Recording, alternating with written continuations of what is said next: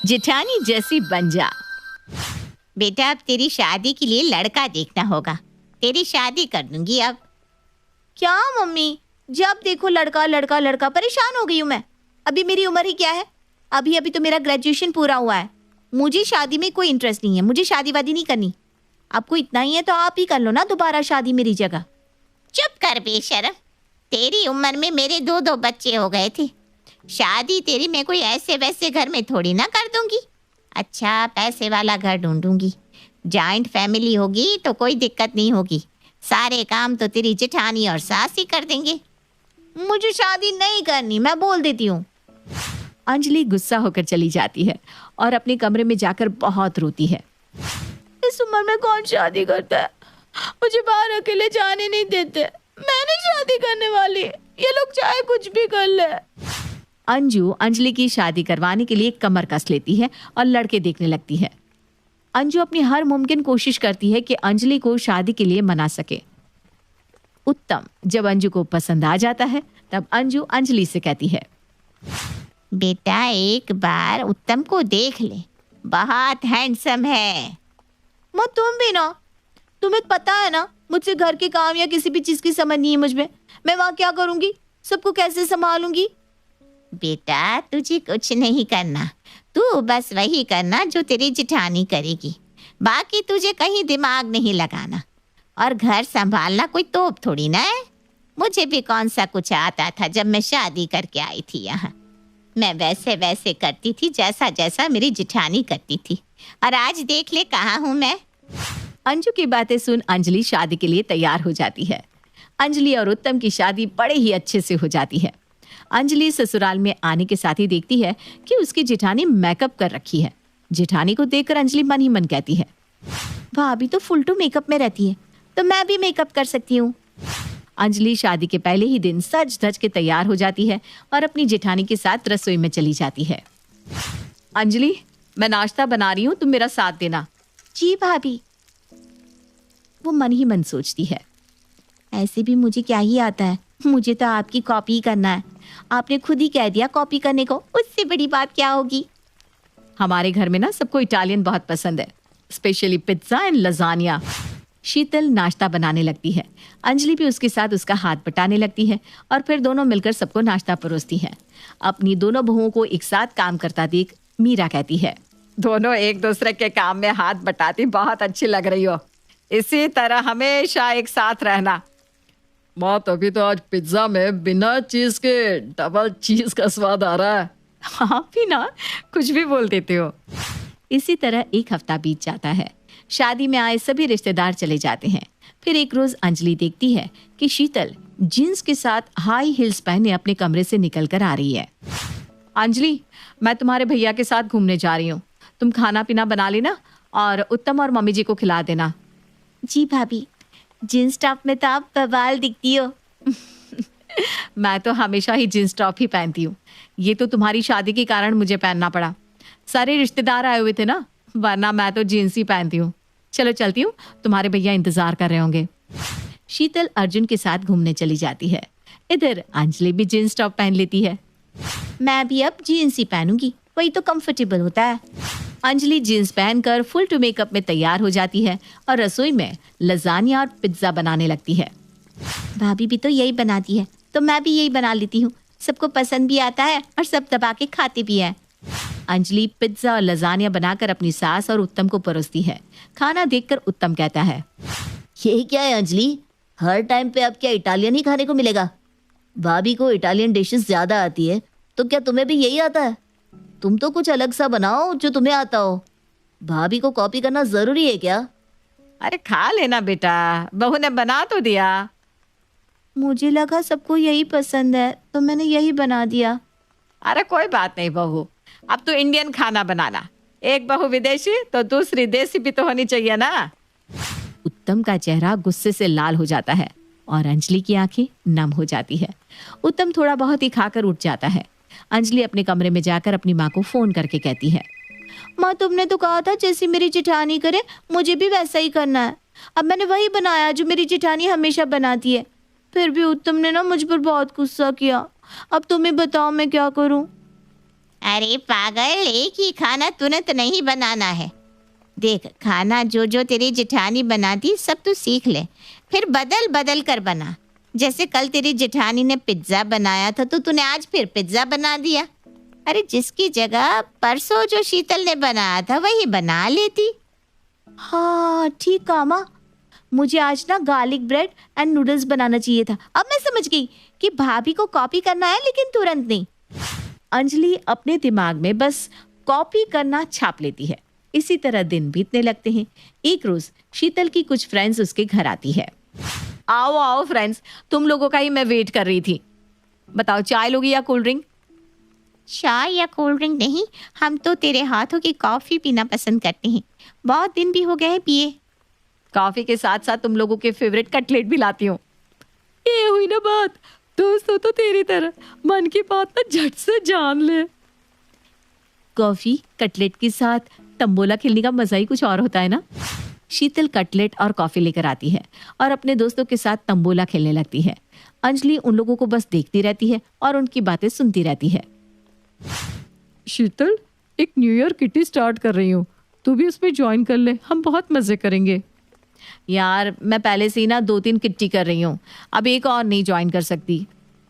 अरे जहाँ 3 खेल रही है वहाँ एक और सही, तुझे ना ज्वाइन करना होगा। इसी बहाने तो मिलते हैं हम, वरना दोस्ती बस फोन तक ही रह जाती है। तुम लोग इसका नाम लिख दो, तुम्हें हम ऑर्डर दे रहे हैं शीतल, तुझे आना ही पड़ेगा, समझी? अरे ठीक है पापा, दोस्तों से कोई जीत पाया है जो मैं तुमसे जीतूंगी। अंजलि अपने कमरे में चली जाती है और अपनी सहेली टीना को कॉल करती है। टीना, हम लोग ना मिल ही नहीं पाते, क्यों ना हम लोग किट्टी खेलना शुरू कर दे। किट्टी? हाँ किट्टी, मेरी जेठानी तो 4-4 किट्टी खेलती है। हम लोग भी अब किट्टी खेलना शुरू करेंगे ना। ठीक है, मैं बाकी मेंबर्स को ऐड करती हूँ। फिर अंजलि सोचती है, मैं अगले महीने से किट्टी खेलना शुरू करूंगी। किसी को पता नहीं चलेगा कि मैं जेठानी जी की कॉपी कर रही हूँ। कल मैं भी शॉपिंग पे जाऊंगी अपने उत्तम के साथ, जैसे भाभी जाती है भैया के साथ। अगले दिन अंजलि भी शीतल की तरह जींस टॉप और हाई हील्स पहनकर तैयार हो जाती है और उत्तम से कहती है, हम शॉपिंग पर चल रहे हैं। अचानक से शॉपिंग अभी? वैसे तुम आज भाभी की तरह दिख रही हो। हाँ, अपने पति के साथ कहीं जाने के लिए कोई वक्त नहीं होता। अंजलि और उत्तम बाहर जाने के लिए निकलने लगते हैं। तभी अंजलि उत्तम से कहती है, तुम चलो, मैं आती हूँ। ठीक है, मैं बाहर तुम्हारा इंतजार करता हूँ। अंजलि शीतल के पास जाकर कहती है, भाभी मैं उत्तम के साथ बाहर जा रही हूँ, आप खाने का देख लेना। शीतल 2 मिनट तक तो अंजलि को देखती रहती है, फिर कहती है, ठीक है तुम जाओ, मैं हूं ना। अंजलि उत्तम के साथ चली जाती है। इधर शीतल अर्जुन से कहती है, आज मैंने अंजलि में अपनी छवि देखी, मुझे तो लग रहा था कि मैं ही खड़ी हूँ। मुझे लगता है अंजलि तुम्हारी कॉपी करती है, जैसा तुम करती हो वो भी वैसा ही करती है, खाने से लेकर पहनने तक सब कुछ कॉपी। इधर अंजलि शॉपिंग में लग जाती है और एक सीलिंग बैग खरीदती है जो कि हूबहू वैसा होता है जैसा शीतल के पास था। उत्तम देखो ये कैसा लग रहा है। यार ये तो सेम भाभी के पास है, वैसा ही लग रहा है। कुछ और ले लो ना तुम। नहीं, ऐसा कुछ भी नहीं है, अब मैंने ले लिया है तो मैं वापस नहीं करूंगी। अंजलि और उत्तम शॉपिंग करके खा पी कर घर वापस चले जाते हैं। दिन बीतने लगते हैं। अंजलि शीतल की हर चीज में कॉपी करती रहती। एक रोज रात को अंजलि 12 बजे उत्तम से कहती है, मुझे नींद ही नहीं आ रही, चलो ना तंबोला खेलते हैं। मैं कॉफी और कटलेट बनाकर लाती हूँ, बहुत मजा आएगा।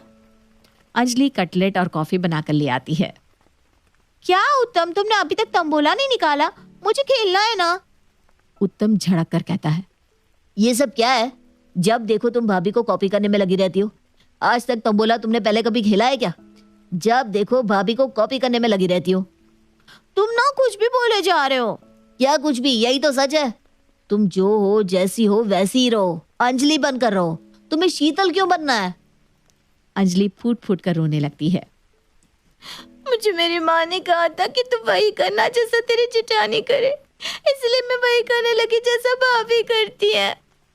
इस घर में सबको समझ में आता है कि तुम भाभी को कॉपी कर रही हो। तुम जैसी हो मैंने तुम्हें वैसे ही पसंद किया है। मैंने अंजलि से शादी की है, किसी कॉपीकैट से नहीं। कल से तुम्हें किसी की कॉपी करने की कोई जरूरत नहीं है। तुम्हें कोई काम नहीं आता ना तो ना आए, लेकिन तुम्हें भाभी या किसी की कॉपी करने की जरूरत नहीं है। अगले दिन अंजलि अपने तरीके से तैयार होती है और उसे जैसा खाना बनाना आता है वो वैसा खाना बना देती है। आज अंजलि के हाथों का इंडियन खाना खाकर सब खुश हो जाते हैं और मीरा कहती है, आज मुझे लग रहा है मेरी 2 बहुएं हैं और दोनों अलग है, लेकिन दोनों अपने आप में सबसे अलग है। आज लग रहा है कि अंजलि ने खाना बनाया है, शीतल ने नहीं। थैंक यू भैया। हम सबको अंजलि ही पसंद है, तुम्हारे हाथों में जादू है। अंजलि अब अंजलि बनकर सबके साथ रहने लगती है। दिव्या दिखने में बहुत सुंदर थी। वहीं सुलभ की नजर दिव्या पर पड़ती ही वो दिव्या से प्यार करने लगता है और उससे शादी करने के लिए बेताब हो जाता है। कुछ ही दिनों में वो दिव्या से शादी करके उसे अपने घर ले आता है। अरे आओ बहू आओ, मेरी तो आंखें तरस गई थी अपनी सुंदर सी बहू देखने के लिए। अरे उर्मिला, तेरी बहू तो बहुत ही सुंदर है। हाँ होगी ही, बड़े घर की बेटी है। फिर उर्मिला जी रीति रिवाज से अपनी बहू का गृह प्रवेश कराती है और उसे घर के अंदर ले आती है। बहू, अब से ये तुम्हारा ही घर है और कभी किसी चीज की कमी हो तो तुरंत कह देना, झिझकना मत। जी माँ जी। अगली सुबह। बहू, आज तेरी मुंह दिखाई है, तैयार हो जा, मोहल्ले की औरतें आएंगी देखने के लिए। जी ठीक है माँ जी। फिर दिव्या अच्छे से तैयार होकर सबके सामने आती है और एक एक करके सभी दिव्या के मुंह दिखाई करते हैं। भाई मानना पड़ेगा, उर्मिला जी तो खरा सोना लाई है। हाँ वैसे बहू, जितना खरा सोना भी मिल जाता तो क्या बात थी। क्यों भाई, खरा सोना नहीं मिला क्या? हमने तो सुना है कि तुम्हारी बहू बड़े ऊंचे खानदान की है। सो तो है, और जब सोने जैसी बहू मिली है तो सोना क्या करूंगी। इस तरह सभी औरतें हंसी ठिठोली करके मुंह दिखाई की रस्म पूरी करती हैं। वहीं रात में, सुलभ जी आप मुझसे प्यार तो करते हैं ना? हाँ डार्लिंग, अब ये कोई पूछने वाली बात है क्या? जब प्यार किया तभी तो शादी की है। ओके। क्या हुआ, बड़ी उदास सी लग रही हो? कुछ नहीं जी, आज माँ जी अपनी सहेलियों से कह रही थी कि हाँ बहू तो सोने जैसी मिली है, लेकिन बहू जितना खरा सोना मिला होता तो गनीमत थी। तो वही मैं सोच रही हूँ कि कहीं आपने मुझसे पैसों के लिए तो शादी नहीं की ना? क्या दिव्या, तुम भी बच्चों जैसी बात करती हो। मोहल्ले की 4 औरतें जब जमा होती है तो हंसी ठिठोली तो होती ही है। माँ ने हंसी मजाक में कहा होगा। टेंशन ना लो, तुम हमेशा मेरी थी और हमेशा रहोगी। जी। बहू चल तैयार हो जा, आज मैं तुझे शॉपिंग करा कर लाती हूँ। ठीक है माँ जी, मैं अभी तैयार होकर आती हूँ। फिर दोनों सास बहू शॉपिंग पर जाती हैं। ये क्या माँ जी, शॉपिंग का कहकर आप मुझे इस सस्ते से मॉल में ले आई? मैं तो सोच रही थी कि आप मुझे सब्जी सांची या ज़ारा ज़ूडियो लेकर जाएंगे शॉपिंग के लिए। खैर कोई ना। अरे कोई बात नहीं बहू, अभी तो यहाँ से शॉपिंग कर ले, अगली बार मैं तुझे किसी महंगे ब्रांड के शोरूम में ही ले जाऊंगी शॉपिंग के लिए, बस। जी मम्मी जी। फिर दोनों सास बहू जमकर शॉपिंग करती हैं। आज तो थक गई शॉपिंग करके। कहाँ गए थे शॉपिंग के लिए? माँ जी पास के सस्ते मार्केट में लेकर गई थी। ऊपर से वहाँ तो खुली दुकानें थी, एसी भी नहीं थी। देखो ना, स्किन टैन हो गई मेरी। सस्ते मार्केट क्यों गए? मॉल या शोरूम में जाना था ना। मैंने माँ जी को कहा भी था, बट माँ जी ने कहा बेटी अभी मेरे पास उतने पैसे नहीं है। तो मैं बोली कोई बात नहीं, माँ जी प्यार से जो भी दिलाएंगी आशीर्वाद समझ कर रख लेती हूँ। वैसे कपड़े तो कुछ खास नहीं लिए, सब सस्ते से थे, पर माँ का प्यार है ना, तो वही मेरे लिए बहुत है जी। तुम कितनी समझदार हो, लेकिन माँ ऐसा कैसे कर सकती है? मैं माँ से बात करता हूँ। नाना जी, माँ को आप कुछ मत कहिए, माँ तो माँ होती है ना। आप कुछ कहेंगे तो उन्हें बुरा लगेगा, और मैं नहीं चाहती कि माँ जी को किसी भी बात का बुरा लगे। और उन्होंने जो तुम्हारे स्टेटस की धज्जियाँ उड़ाई वो? इट्स ओके ना डार्लिंग, कोई बात नहीं, हाइपर नहीं होते ऐसे। अरे कितनी समझदार है मेरी बीवी, काश माँ में इतना दिमाग होता। तभी उर्मिला जी वहाँ आती हैं। किसको दिमाग नहीं है बेटा? किसी को नहीं माँ जी, आज ना ऑफिस से आते समय रास्ते में इनका एक्सीडेंट होते होते बचा। एक लड़की गलत साइड से जा रही थी ना, उसी कारण। वही मैं इन्हें समझा रही थी। ये कहते हैं कि काश उसे भी तुम्हारे जितना दिमाग होता। सच ही तो कहा मेरे बेटे ने। वैसे बेटा तुझे कहीं लगी तो नहीं ना? नहीं माँ, मैं ठीक हूँ। बहू, आज तो कुछ अच्छा बना। तेरे हाथ का खाना नहीं खाया मैंने। माँ जी मैं? हाँ तू बहू, क्यों तू नहीं बना सकती क्या? नहीं माँ, बना लूंगी मैं, टेंशन ना लो। ठीक है बेटा, मैं बाहर जा रही हूँ, कुछ देर में आ जाऊंगी। पापा के घर में आज तक मैंने गैस पर पानी तक नहीं गर्म किया और माँ जी मुझसे खाना बनवाना चाहती है। तुमने माँ को मना क्यों नहीं किया? रुको, मैं मना कर देता हूँ। नहीं नहीं नहीं, माँ जी को बुरा लगेगा ना। मैं उनकी इकलौती बहू हूँ, थोड़ी सी तकलीफ होगी तो कोई बात नहीं ना, आप चिंता ना करें। बहू, मैं आती हूँ थोड़ी देर में। जी माँ जी। फिर दिव्या खाना बनाने के लिए किचन में चली जाती है और कुछ देर बाद किचन में कुछ ब्लास्ट होने की आवाज़ आती है। बाहर से आई उर्मिला जी और सुलभ भागे भागे किचन में जाते हैं। दिव्या, तुम ठीक हो ना? ये कुकर कैसे फटा? मुझे नहीं पता खाना कैसे बनता है और मैं बनाने गई तो ऐसा हो गया। ये देखकर सुलभ गुस्से से आग बबूला हो जाता है। माँ, क्या जरूरत थी दिव्या को किचन में भेजने की? उसके पापा ने उसे कभी कोई काम नहीं कराया और आप उसे खाना बनवाना चाहती हैं? भूलिए मत, वो बड़े घर की बेटी है, वो चीप नहीं है, वो ऐसे काम नहीं करेगी। अरे बेटा, क्या हुआ तुझे? मुझे नहीं पता था कि बहू को खाना बनाना नहीं आता, वरना मैं कहती ही नहीं। तो मुंह में जुबान नहीं है? आप पूछ नहीं सकती थी उससे? देखो, अगर आज उसे कुछ हो जाता तो। इस तरह सुलभ अपनी माँ को खूब डांट लगाता है और दोनों माँ बेटे में खूब बहस होती है। अरे अरे, आप दोनों लड़िए मत प्लीज, मुझे बिल्कुल अच्छा नहीं लग रहा घर का ये माहौल। सुलभ जी छोड़िए ना, जाने दीजिए, जो हो गया सो गया। माँ जी, आप भी इनकी बातों को दिल पर ना लीजिए। कमरे में, तुमने मुझे क्यों रोका? माँ ऐसा कैसे कर सकती है? पहले मोहल्ले की औरतों के सामने तुम्हारे पिता की बेइज्जती की, फिर सस्ते से मार्केट ले जाकर तुम्हारे स्टेटस की धज्जियां उड़ा दी उन्होंने, और अब तो हद हो गई, जबरन तुमसे खाना बनवा रही है। तुम्हें कुछ हो जाता तो? अब टेंशन ना लो ना जी, वो माँ है और माँ कभी किसी का बुरा नहीं सोचती। वहीं अगली सुबह जब बहू नहाने जाती है तो बाथरूम से उसके चीखने की आवाज़ आती है और जब सुलभ अंदर जाके देखता है तो दिव्या बेहोश पड़ी थी। दिव्या, दिव्या उठो, क्या हुआ तुम्हें? तुम कैसे गिर गई? ये पानी में कहीं से करंट आ गया जी, इसकी वजह से मुझे शॉक लगा और मैं बेहोश हो गई। तभी सुलभ देखता है कि पानी में एक बिजली का तार है। तुमसे पहले बाथरूम में कौन गया था? बेटा, मैं गई थी, लेकिन मुझे नहीं पता ये कैसे यहाँ पर आ गया। मैं सब जानता हूँ माँ, आप जानबूझकर मेरी बीवी को घर से निकालना चाहती हो ना, इसीलिए आप ये सब कर रही हो ना। जिसके बाद दोनों माँ बेटे में बहुत झगड़ा होता है और दोनों एक दूसरे से बात तक करना पसंद नहीं करते। वहीं दिव्या सुलभ से खूब प्यार करती और उसका खूब ख्याल रखती। फिर एक दिन, सुनो ना जी, मैं कह रही थी क्यों ना आप अपनी प्रॉपर्टी मेरे नाम कर दो। लेकिन मैं तो बस इसलिए कह रही हूँ कि माँ जी और आप में ऑलरेडी इतनी दूरियाँ आ गई हैं। कल को माँ जी कहे कि बेटी की प्रॉपर्टी में मुझे हक चाहिए ताकि मैं अकेली रह सकूँ, तो हमारा क्या होगा? वैसे भी कल को बाल बच्चे होंगे तो उनके लिए भी कुछ रहना चाहिए ना जी। हाँ डार्लिंग, वैसे तो तुम सही कह रही हो। लाओ पेपर, मैं अभी साइन कर देता हूँ। फिर सुलभ प्रॉपर्टी के पेपर्स पर सिग्नेचर करके सारी प्रॉपर्टी दिव्या के नाम कर देता है और तिजोरी की चाबी और सारे गहने भी उसे दे देता है। बेटा, तूने ये क्या किया? ये लड़की बहुत बड़ी धोखेबाज है, हम दोनों को रोड पर ला देगी। रोड पर तो अब आप दोनों आ चुकी हो। थैंक यू सुलभ, सारी प्रॉपर्टी मेरे नाम करने के लिए। आज मेरा बदला पूरा हुआ।